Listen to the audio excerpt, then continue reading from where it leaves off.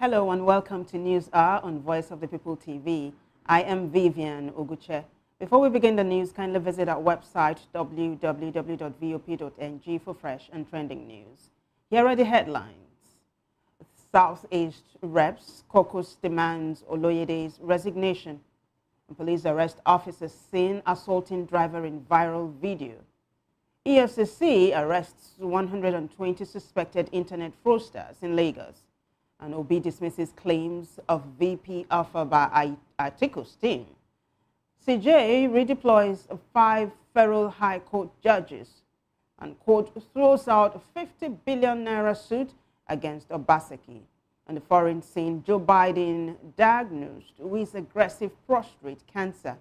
And Business Development Bank of Nigeria to expand SME loans portfolio to 1.8 trillion naira. In sports news, Bamayi makes team of the tournament list. In the world of entertainment, actress Jumoke George's missing daughter returns from Mali. Now the news in detail.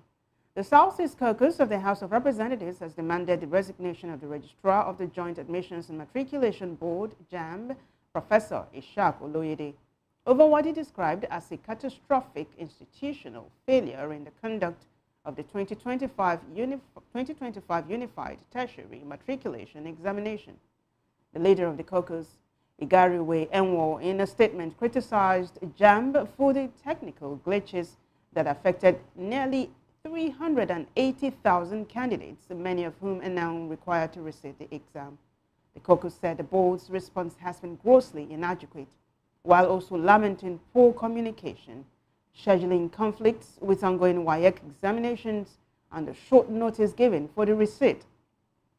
It called for the immediate cancellation of the 2025 UTME and the fixing of a new date, preferably after WAEC and NECO exams, to ensure no student is disadvantaged.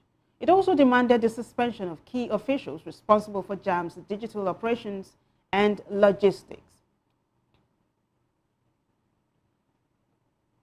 In the meantime, the Imo State Police Command has clarified reports concerning 15 students of Eminent Scholars Imperial Academy, Onitsha, Anambra.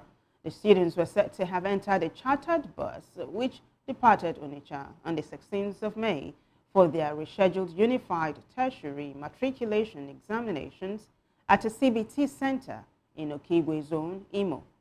They were said to have been kidnapped and declared missing on Saturday. The children, the school owner and his wife, the driver, were said to be unreachable.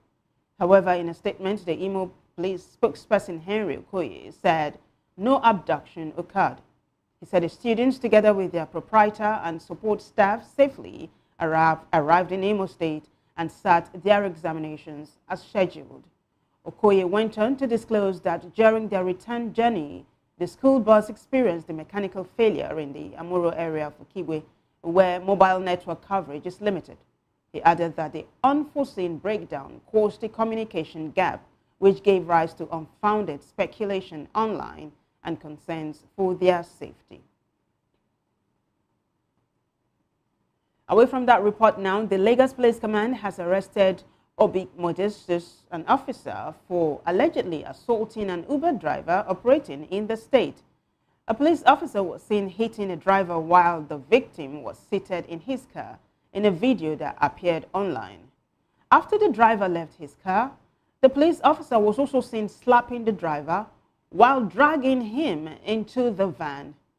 Providing an update on the incident in a social media post, Lagos Police spokesperson Benjamin Hunde said Modestus has been summoned by the complaint unit of the command. Hunde disclosed that Modestus will be handed over to the Provost Department for appropriate disciplinary measures. He added that the Lagos State Police Command under CP Jimo will not condone any form of incivility to members of the public. Also in the news, the Chief of Army Staff, Lieutenant General Olufemi Oluyede, has directed thorough and transparent investigation into the alleged assault on a police officer by soldiers deployed for security duties in Ebonyi. The incident is said to have happened in Mbom Nchara community or Hausora local government area of the state. The acting director, Army Public Relations, Lieutenant Colonel Apollonia Anele, said in a statement that a video in circulation on some social media platforms had alleged that soldiers assaulted the police detective monitoring a traditional leadership election in the community.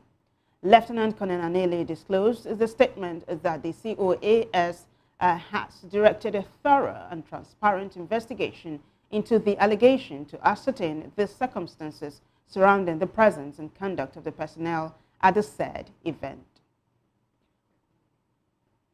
Moving on, the Nigerian Navy has announced the establishment of a Special Operations Command in Makurdi, Benue State, to complement the efforts of other security agencies to improve security in the Middle Belt region. The Chief of Policy and Plans, Rear Admiral Ibrahim Dewo, made this known during a news conference on the activities lined up to commemorate 69th anniversary celebrations of the Nigerian Navy in Abuja. He said the decision was in line with the Nigerian Navy's Total Spectrum Maritime Strategy, which delineates its areas of operations from backwaters through the exclusive economic zone up to the out-of-area and land-based operations. Rear Admiral Dewu revealed that the command will be situated on the north bank of the River Benue. Now, this report says that the Economic and Financial Crimes Commission, EFCC, has arrested 120 suspected internet fraudsters, comprising 95 male and 25 female in Lagos. The Commission's spokesperson, Dele Oyewole, said this in a statement in Abuja that the suspects were arrested in different locations in Lagos. He said the arrest was sequel to credible intelligence and thorough surveillance regarding their alleged involvement in internet-related fraud. Oyewole disclosed in a statement that EFCC operatives during the operation recovered 26 exotic cars and expensive jewelry, smartphones, laptops, and several incriminating documents. He added that the suspects will be arraigned in court upon the conclusion of the investigation. In another development, presidential candidate of the Labour Party in the 2023 elections, Peter Obi, says he is only interested in a coalition against bad governance.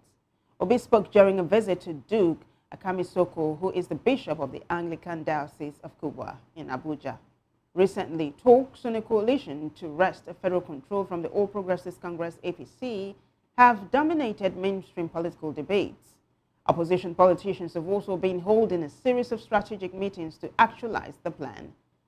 His comments come in light of reports suggesting an alleged agreement with Atiku Abubakar, presidential candidate of the People's Democratic Party, PDP, to serve as his running mate in the next general elections. The report also claimed that Atiku had purportedly agreed to serve for just one term and was open to formalizing this agreement in writing. However, Obi dismissed the reports, saying those making such claims were promoting selfish political interests that do not benefit the country.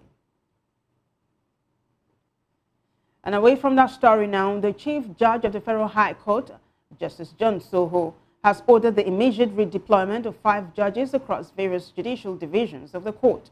The Director of Information at the Federal High Court in Nigeria, Catherine Christopher, disclosed in a statement that Justice M. Umar has been redeployed from the Enugu Judicial Division to Abuja, Justice Tijani Regim from Gombe Division to the Yola Division. Also redeployed are Justice M. Shegun Bello from the Abakaliki Division to the Enugu Division, Justice Bala Usman from the Yola Division to the Oka Division, and Justice Amina Mohammed from the Oka Division to the Gombe Division. The statement noted that the redeployments are to take immediate effect. The affected judges have been directed to make their best efforts to deliver all pending judgments in their current stations within the shortest possible time. Elsewhere, the Federal High Court in Abuja has dismissed a 50 billion naira fundamental rights enforcement suit filed by Philip Shaibu, former Deputy Governor of Edo, against former Governor Godwin Obaseki and others. Justice Peter Lefu, in a ruling, dismissed the suit following an application to withdraw the suit by Anita Ote, who appeared for Shaibu. Upon resumed hearing in the matter, Ote informed the court that the parties in the suit had settled their differences. Hence, the NATO withdrew the suit. Justice Lefu, in his ruling, held that having joined issues in the matter, the proper thing was to dismiss the case. In the meantime, the Deputy Speaker of the Edo House of Assembly, Maria Oligbi-Edeko, has voluntarily resigned her position due to the minority status of the People's Democratic Party in the Assembly. Oligbi-Edeko was elected Deputy Speaker of the 8th Assembly on June 16, 2023, and served in that capacity until her resignation. In her resignation speech, the former Deputy Speaker said that she resigned her position to allow for justice, fairness, and equity for all the constituencies. She thanked the leaders and members of the PDP for finding her worthy to represent her constituency in the Assembly. Lawmakers in the House took turns to praise her unwavering dedication, passion for public service, and the high level of integrity she consistently demonstrated throughout her tenure. Many of the lawmakers described her as a committed leader whose contributions left a lasting impact on the legislative process during her tenure as Deputy Speaker. Meanwhile, Osamoye Atu of the APC has emerged a new Deputy Speaker after a unanimous vote by members. Well, you're still watching News Hour on Voice of the People TV. More stories after this short break. Stay with us.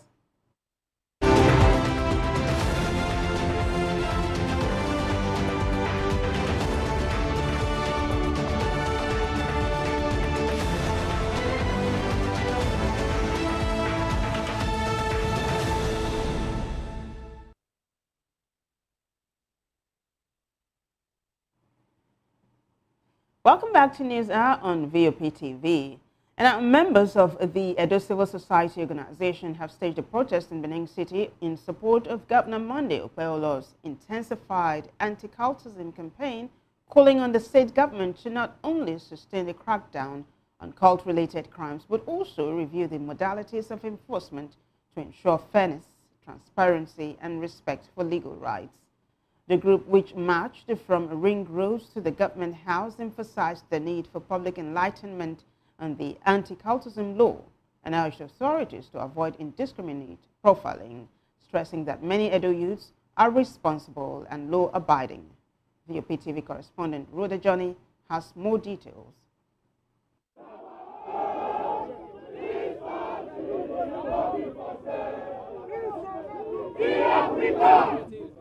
The Edo Civil Society Organization, EDOSO, has declared full support for Governor Monday Okpeyolo's fight against cultism in Edo State. The group staged a peaceful protest that began at Ring Road and culminated at the government house in Benin City, where they expressed solidarity with the state government's anti-cultism efforts. Coordinator General of EDOSO, Comrade Omobude Ago, praised the governor for taking decisive action against cult-related crimes. He said the organization is committed to enlightening the public about the anti-cultism law to prevent any claims of ignorance. Ago also urged the government to adopt measures that deter cultism while respecting legal rights. The protesters were received by the Commissioner for Information and Communication, Honorable Paul Nwobamu, who welcomed their support and emphasized that the government is determined to restore law and order in the state. Other speakers at the protest, including Comrade Charles Ojo and Comrade Justice, also voiced their support. Ojo urged the police to implement proper checks and procedure, while Justice cautioned against profiling all Edo youths as cultists, stating that many are responsible and law-abiding. With increasing backing from civil society groups like EDOSO, the Edo state government's anti-cultism drive is gaining momentum. The administration believes that public support and awareness are key to achieving lasting peace and protecting youth. Beautifully satisfied.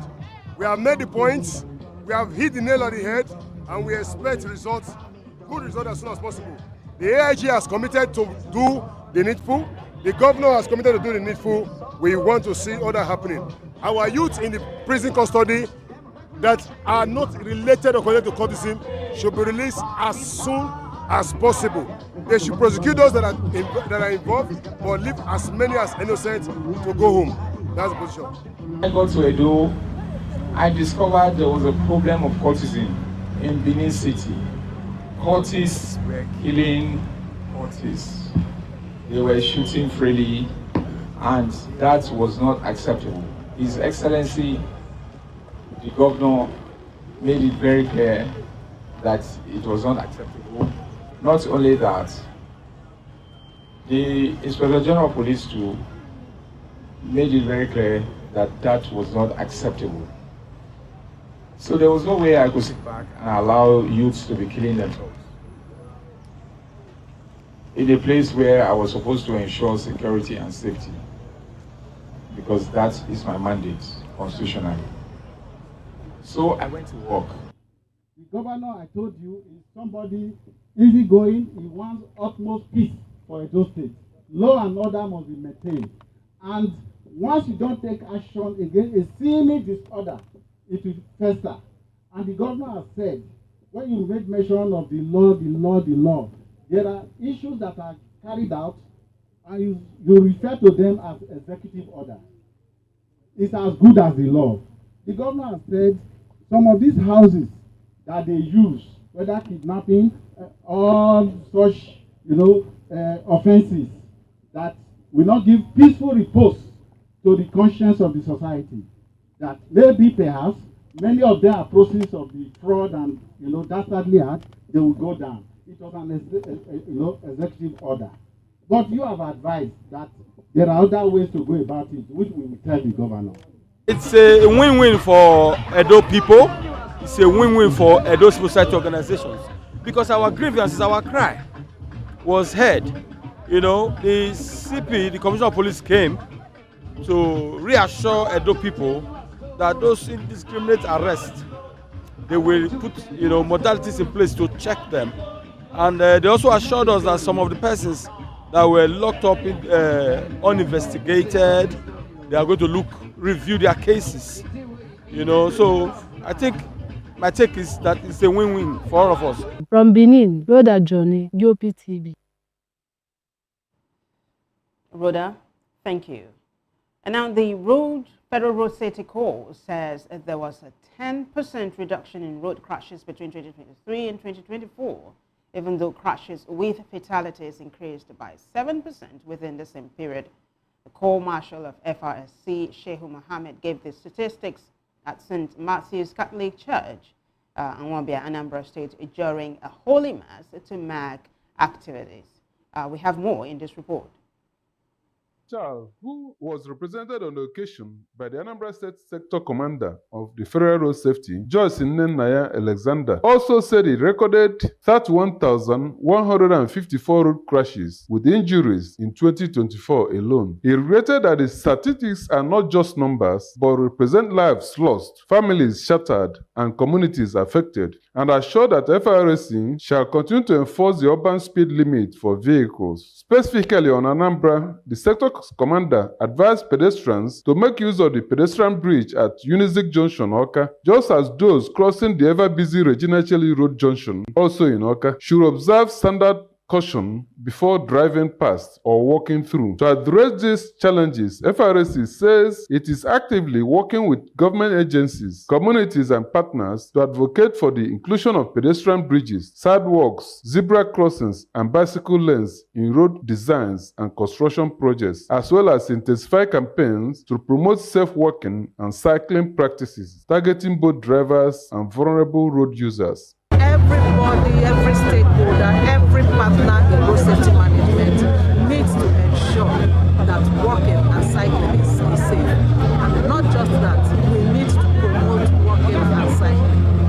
The United Nations is talking about global climate change, talking about global environmental pollution and all the rest of them. What do we do in terms of traffic, road traffic management? If we cycle all the time, we reduce to a very significant extent the issues of pollution, air pollution that comes from smoke emission from vehicles.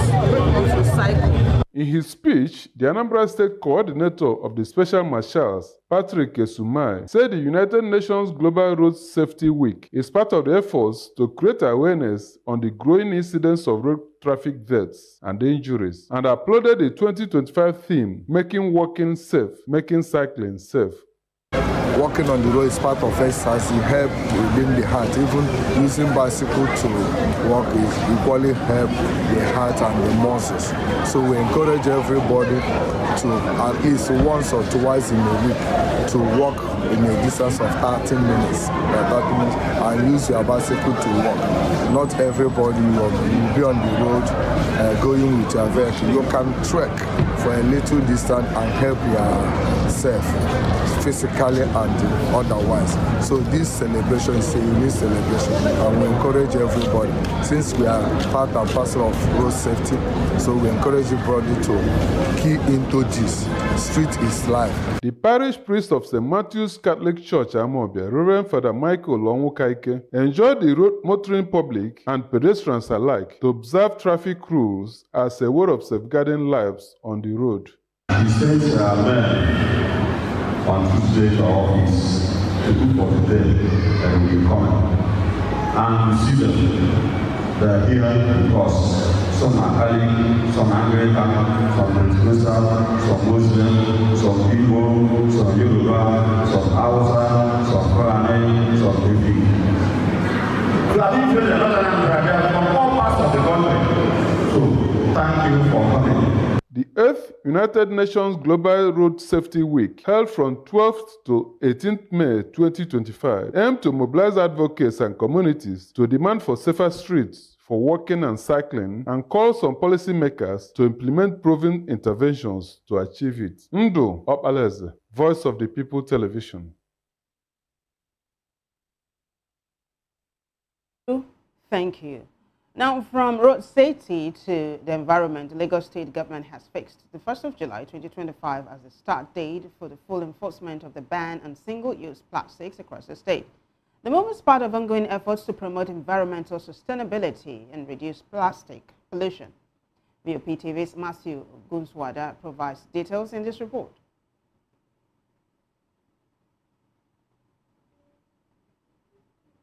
The countdown to a plastic-free Lagos is on. Starting July 1st, 2025, the use and distribution of single-use plastics will be banned across the state. Commissioner for the Environment and Water Resources, Tokunbo Wahab, confirmed the enforcement date during a meeting with Tetra Pak West Africa at the Alausa Secretariat in Ikeja.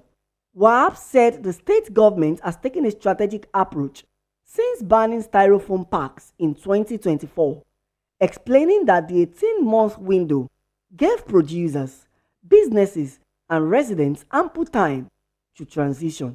He warned that anyone who undermines the ban will face consequences, adding that the government remains committed to tracking, collecting, and recycling plastic waste in line with global standards. In response, Tetra Pak West Africa's Managing Director, Ifim Debich, welcomed the policy and pledged support for sustainable alternatives. As enforcement draws near, Voice of the People TV hits the street to hear what Lagosians think about this bold step towards environmental sustainability. If they want to ban those bottles, just like they did the styrofoam, which is actually a good development, looking at the mess in the streets, but the question is, what will be the replacement? I think that's a valid point we need to tackle. So if there's a replacement for that, or in the case where we can't have a replacement just yet, you understand, I normally would need those bottles if I need to move around and stuff. Those drinks are actually doing me a great good. Giving me that energy before I can have the privilege to go and feed myself or anything. So away from that, I think a very good practice, just like I've seen in some of the schools, our higher institutions, we see some of these recycle bin, like the ones made in metal cage that are similar to the structure. But I've seen one this morning that looks like a bottle. So if you can have that predominant on our streets, whereby at every corner you have those bottles where you can easily dispose your bottles easily. I think that will actually curb that. Then enforcement can be made. The enforcement agencies, probably CAI or any other agency that is responsible for that, can see to that, probably the environmental corps. God bless. May they not ban plastic, may they not ban people when they pick plastic. Me, I follow the pick plastic. I not even work on that organization. May they know they go use your head, they go they match your head.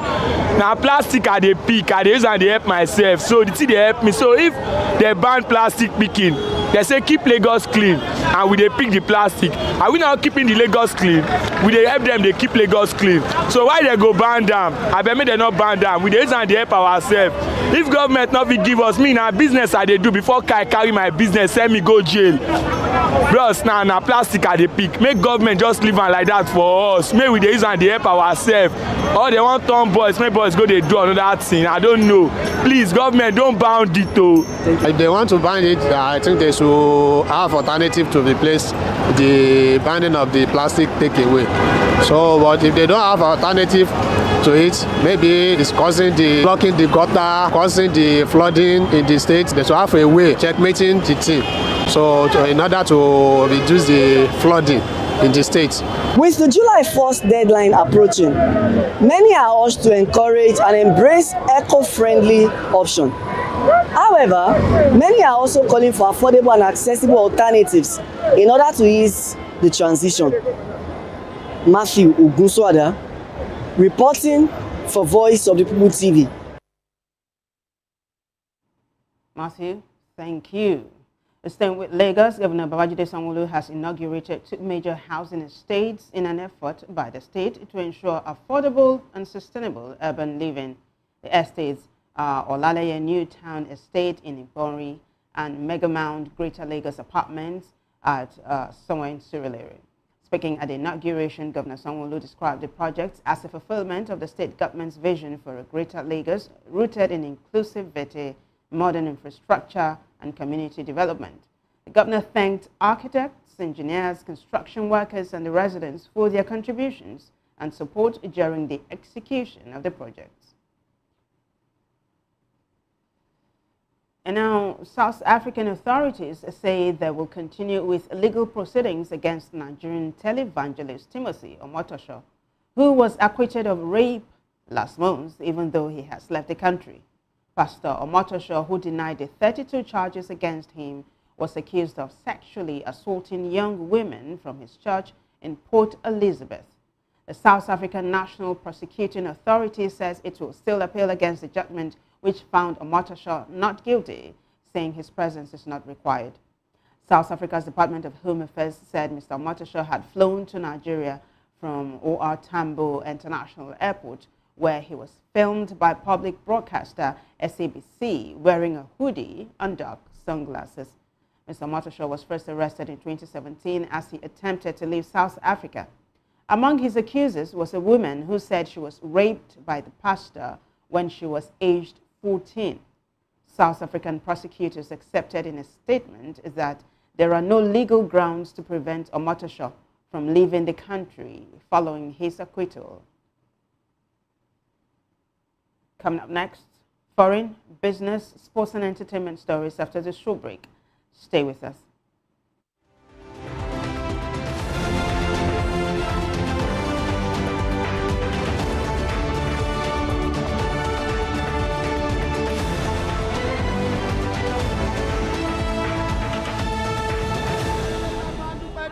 Good morning. It's the start of a beautiful day. Or start your day right with a healthy dose of news, fun, and inspiration. Join us on VOP this morning for the latest news, trending topics, and uplifting stories to set your day on the right vibe. From news and current events to lifestyle and entertainment, you are covered. VOP This Morning, 8 a.m., Monday through Friday.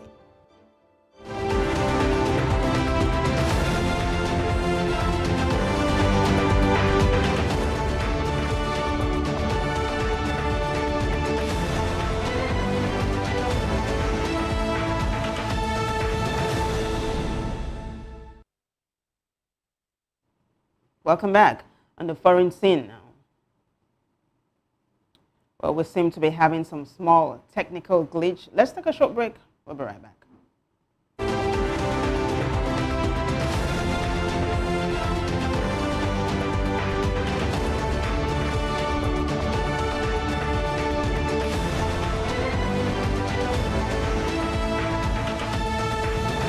Voice of the people. All right? Love you all. Hello, sweetie. What's going on? My name is Kiki. Keep watching VOB TV. Thanks. Hey guys, what's going on? Olumide Oru, the Fresh Prince of Lagos here, and this is VOP TV, guys. Hello, guys. I want you to please keep on watching VOP TV. Ladies and gentlemen, my name is Hafiz Oyetoro. Please keep watching VOP TV. Shout out to VOP TV. Very big shout out to the fans and lovers of VOP TV. My name is Tayo Fadro.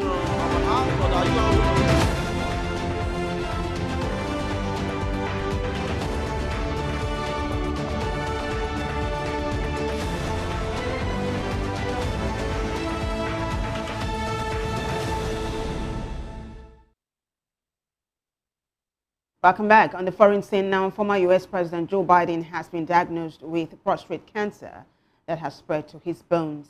A statement from his office disclosed that discovery was made after he reported urinary symptoms which had led doctors to find a small nodule on his prostate. The statement further disclosed that the cancer is a more aggressive form of the disease and Biden and his family are reviewing treatment options.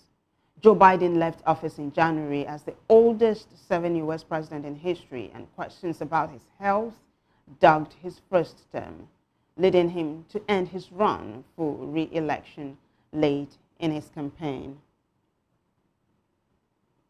Well, we wish the former president a quick recovery.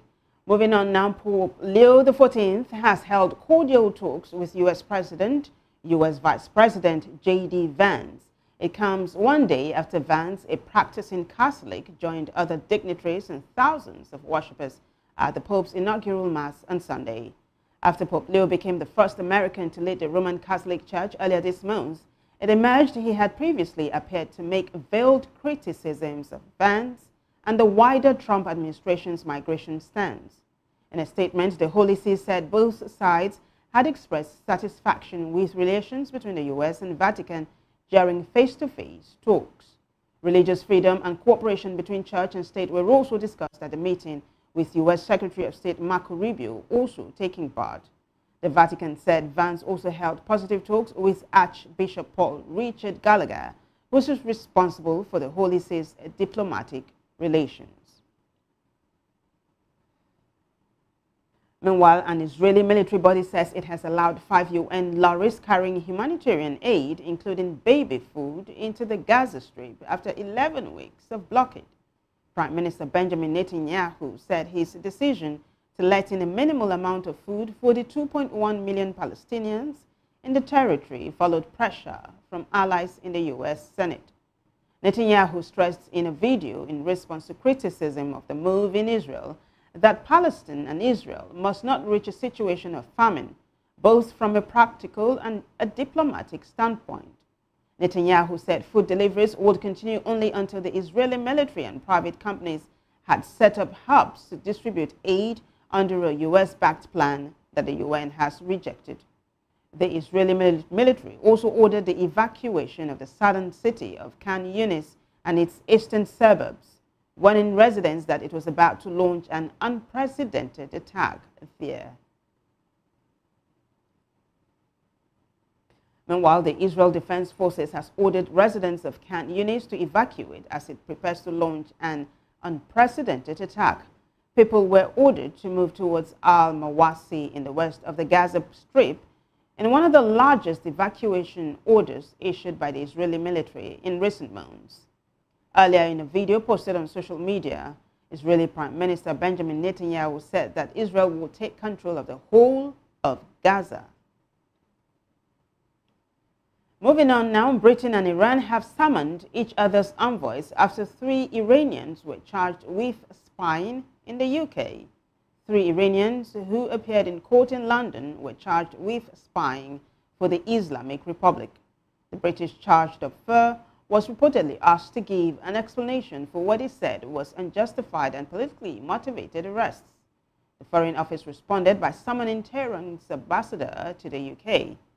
The Metropolitan Police disclosed in a statement that the alleged spying took place from August 2024 to February 2025. And still on the foreign scene, Mexicans are mourning the death of 2 young Navy cadets who were killed when the training tool ship ARM Cotemoc crashed into Brooklyn Bridge. America Sanchez and Adal Marcos were among the 227 crew members on board the Mexican Navy's sailing ship when its 3 masts snapped as they hit the bridge. According to Mexican media, Sanchez was one of the cadets who was standing on top of the masts at the time of the accident. The Mexican Navy said in a statement that 22 other crew members were injured. The commander of the Mexican Navy, Admiral Pedro Raimundo Morales, said all the crew members well enough to travel will be taken back to their homeland soon.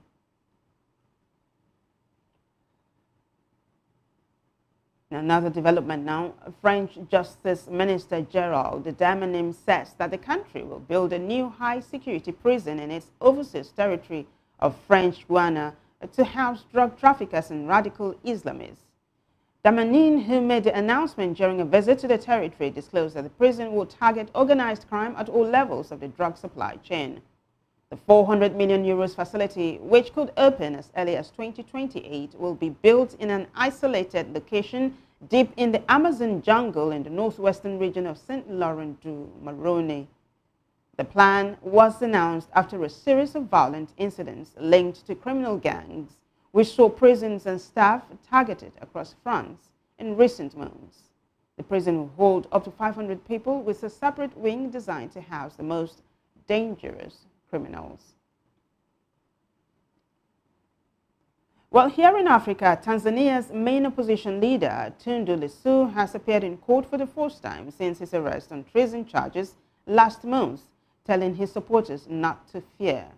Tension was high in the country's biggest city, Dar es Salaam, with the security officers heavily deployed at the trial magistrates' court and elsewhere. But that did not deter his supporters, hundreds of whom gathered outside the court. The court had previously attempted to conduct hearings virtually, but he and his legal team opposed this, citing the need for transparency and due process.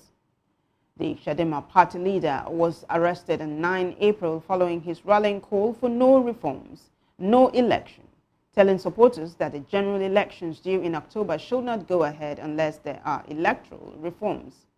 He had since been charged with treason and publishing false information online, which allegedly incited rebellion and accused police of electoral misconduct. In business news, the Development Bank of Nigeria is scaling up its commitment to Nigeria's micro, small and medium enterprises sector with plans to grow its outstanding loan portfolio to over 1.8 trillion naira as part of its new 5-year strategic plan. DBN's Managing Director, Tony Opanachi, stated this while speaking with newsmen in Lagos. Opanachi stressed that the bank is looking to mobilize 3 trillion naira in debt and equity to boost access to finance for MSMEs, which is a critical sector for Nigeria's economic growth and job creation. The managing director added that beyond the expansion of its loan portfolio and funding, DBN's strategic objectives include a strong emphasis on inclusive growth. While still in business, the National Agency for Food and Drug Administration and Control, NAFDAC, has clarified its stance on the nationwide ban on sachet alcohol. Speaking in Abuja, Kenneth Azikiwe, director of the FCT Directorate of the agency, told newsmen that the temporary lifting of the ban is only valid until the 31st of December 2025. He clarified that the recent ministerial lifting of the sachet alcohol ban is not permanent and urged the public to ignore any misinformation suggesting otherwise. Azikiwe highlighted NAFDAC's ongoing efforts to sensitize the public across the country, noting that awareness campaigns had reached every stage. He also commended the Distillers and Beverages Association of Nigeria for supporting the awareness drive. Azikiwe also reassured the public that NAFDAC remained fully committed to regulating alcohol consumption and reiterated that sachet alcohol products containing less than 200 millimeters will be phased out after December 2025. And the Chinese government is planning to establish electric vehicle factories and other manufacturing ventures in Nigeria as part of efforts to deepen economic ties between both countries. This was revealed in a statement issued by Segun Tomori, Special Assistant on Media to the Minister of Solid Minerals Development, Delhi. According to Tomori, the plans were discussed during a recent bilateral meeting between the minister and the Chinese ambassador to Nigeria. The statement quoted the Chinese envoy as emphasizing stronger collaboration between China and Nigeria, particularly in the solid minerals sector. He reportedly noted that the proposed establishment of EV factories will be a significant step toward unlocking Nigeria's mineral potential and fostering local value in addition. Sports news now. Flying Eagles captain Daniel Bamiyi has been named in the 2025 Africa Under-20 Cup of Nations team of the tournament. Bamiyi scored 106 appearances for the 7-time champions at the biennial competition. Champions South Africa and Morocco dominated the selection with 4 players each. Sierra Leone's Momo Kamara, who finished as the tournament's top scorer with 4 goals, and Egypt's Mohamed Goueli were also included. Coach of the tournament honors went to South Africa's Raymond Ndaka. Still in sports news, cycling events will start during the week at the ongoing 2024 National Sports Festival. The pre-race meeting of technical officials and state coaches took place at the Secretariat of the Games Local Organizing Committee in Abeokuta, Ogun State. Technical Director of the Cycling Federation of Nigeria, Bashir Mohammed, also listed the different categories that will compete for at the Games. He, however, called on all the participating states to ensure that they pay their affiliation fees as well as license fees for their cyclists, without which they will not be cleared to participate. Elsewhere in sports news, Pep Guardiola has defended Manchester City's trophyless season by saying there are only one of 3 English teams that could play in the Champions League next term to have claimed silverware. City edged past rivals Manchester United on penalties in the Community Shield last August, but have since endured a miserable campaign, relinquishing their 4-year hold on the Premier League trophy and being knocked out early in the Champions League. On Saturday, their season suffered another blow as they were stunned by Crystal Palace in the FA Cup final at Wembley. It means for the first time in 8 years, City will end the campaign without a major trophy, but the Catalan referenced the Community Shield when discussing the only remaining target for them, Champions League qualification. In the world of entertainment now, veteran actress Jumoke George's daughter, Adiola, who was trafficked to Mali 4 years ago, has finally returned to Nigeria. George had emotionally revealed her daughter's disappearance during a podcast interview. Adiola was said to be living with her grandmother in Ibadan before she left for Mali under unclear circumstances. The chairman of the Nigerians in Diaspora Commission, Abike Dabiri Irewa, confirmed Adiola's arrival in Nigeria in a post. Moving on, the United Nations Children's Fund and the National Drug Law Enforcement Agency have loaded Nollywood series The Boy Child's Life, a film that depicts everyday challenges the ordinary Nigerian boy child faces. They spoke with newsmen on the red carpet of the private screening of the advocacy series in Abuja. Godwin Odo, child protection specialist, UNICEF Nigeria office, lauded the project, describing it as a timely intervention on challenges facing the boy child. In his remark, Buba Mawa, who is the chairman and chief executive officer of NDLEA, said the movie was a reminder to society that the boy child needs serious and urgent attention. Earlier, Ali Nuhu, managing director, Nigerian Film Corporation, lauded the producers of the film for using their creativity to champion a new but crucial narrative about the male child in Nigeria. Nuhu, who was represented by Halima Oyelade, head NFC Abuja office, director of Zuma International Film Festival, said the corporation was willing to support projects that promote national good. Still in entertainment news, UK-based Ugandan model Eva Apio has finally addressed her rumored romantic relationship with Nigerian singer Ashake. There have been speculations that the duo are dating after they were seen making public appearances and attending multiple events together. The model, while reacting to an earlier post presuming that she is the Afrobeat star's girlfriend in a post on X, clarified that she is not in a romantic relationship with the singer. Elsewhere in entertainment news, the Spanish Prime Minister has called for Israel to be banned from the Eurovision Song Contest over its military action in Gaza. Prime Minister Pedro Sanchez noted Russia has been banned from the contest since 2022 following its invasion of Ukraine and said there should not be double standards.